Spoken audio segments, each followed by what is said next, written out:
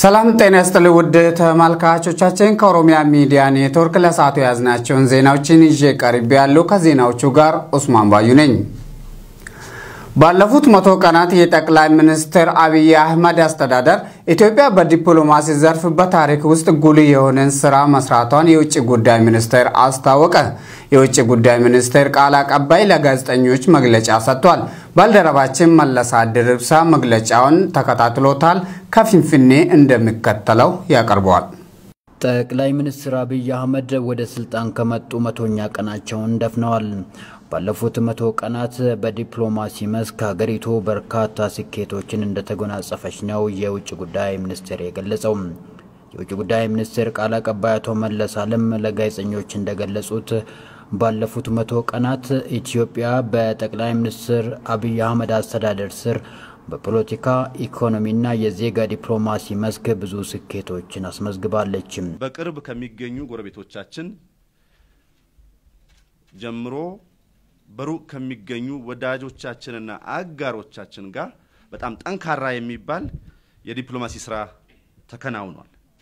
በኢትዮጵያና ኤሪትሪያ መካከል የተደረሰው ስምምነት እንዲ ባጭር ጊዜ ውስጥ ይሆናል ብሎ ያሰበ ሰው አልነበረም ያሉት ቃል አቀባዩ ከሌሎች ቀጠና ሀገራት ጋር የተደረሰው ስምምነትም በአካባቢው አንድ የጋራ ኢኮኖሚ ማህበረሰብ ለመፍጠር ትልቅ ድርሻ አለው ብለዋል አካባቢያዊ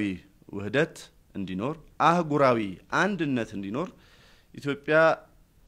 የምታደርገውን ጥረት በአዲሱ አመራርም በክቡር ዶክተር አብይ አህመድ አመራር ተጠናክሮ የቀጠለበት 100ኛ ቀን ተደርጎ ሊወሰድ ይችላል ባለፉት 100 ቀናት በተሰሩ የዲፕሎማሲ ስራዎች የሀገሪቱን ኢኮኖሚ የሚያነቃቁ ውጤቶች ተገኝተዋልም ነው ያሉት እዚህ ባለው የሰላምና መረጋጋት ጉዳይ ላይ እምነት ያደረባቸው እንደመጣ የሚያሳይ ነው በርካታ የተባበሩት አረብ ኤሚሬቶች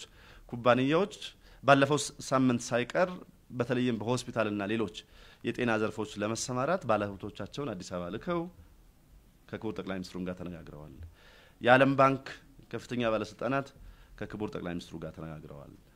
የተባበሩት መንግስታት ድርጅት ዋና ጸሐፊ አንቶኒዮ ጉተሬስ ከክቡር ጠቅላይ ሚኒስትሩ ጋር ተነጋግረዋል በዚህ 100 ቀን ውስጥ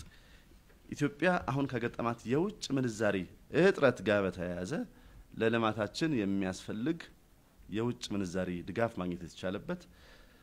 የልማት ጥረታችንን ለመቀጠል የቻልንበት አጋጣሚ ነው ከሁለትዮሽ ዲፕሎማሲ ውጪም በባለ ብዙ ወገን ዲፕሎማሲ በተሰራው ስራም የኢትዮጵያ ተደማጭነት እንዲጠናከር የሚረዱ ስራዎች መሰራታቸውን የገለጹት አቶ መለስ አለም በዜጋ ዲፕሎማሲ መስክም በተሰራው ስራ 3000 የሚበልጡ ኢትዮጵያውያን ከተለያዩ ሀገራት እስር ቤቶች እንዲወጡ መደረጉንም አስታውሰዋል የሶማሌ የተለያዩ አካላት አብዲ መሐመድ ዑመር ወይም አብዲሌ ከስልጣን እንዲወርዱ ጠየቁ የሶማሌ ክልል ኡጋዞች የአገር ሽማግሌዎች ወጣቶችና ሌሎች አካላት በፊንፊኔ ተወያይተዋል መለሳ ድርብሳ አሁንም ተጨማሪ አለው ከተለያዩ የህብረተሰብ ክፍል የተወጣጡ 500 የሚሆኑ የሶማሌ ተወላጆች በፊንፊኔ ከተማ በወቅታዊ ጉዳዮች ላይ ተወያይተዋል በዚህ ውይይታቸው አሁን የሶማሌ ክልል በማስተዳደር ላይ የሚገኙት አቶ አብዲ መሐመድ ዑመር ከስልጣን እንዲነሱ ጠይቀዋል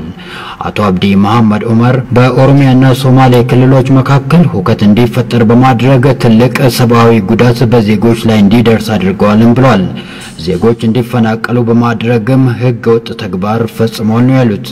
አሁንም በአካባቢው ሰብአዊ ቀውሱ እንዲቀጥል ለማድረግ አቶ አብዲ መሐመድ ዑመር እየሰሩ ነው ያሉት እነዚህ የህብረተሰቡ ተወካዮች ችግሮችን ለመፍታት አባገዳዮችና የአገር ሽማግሌዎች ያደረጉ ያሉትን ጥረት የፌደራል መንግስትና ክልሎች እንዲደግፉ ጠይቀዋል የሶማሌ ክልል ርዕሰ መስተዳድር አቶ አብዲ መሐመድ ዑመር የሚመራው መንግስት በዜጎች ላይ ያደረሰ ያለውን በደል እንዲያቆም አስገንዝቧል በክልሉ ውስጥ ያሉ ችግሮች በቃ በችግርም ብለህ መናገር አትችልም በክልላችን ውስጥ ያሉ ችግሮች ጸረ ህገ መንግስታዊ ጸረ ሰብአዊ መብቶች ጸረ የመኖር በቃ አሁን የሶማሌ ህዝብ እየጠየቀ ያለው የመኖር መብት ህገ መንግስታዊ መብቱ ተረግጧል ሰብአዊ መብቱ ተረግጧል የመኖር መብት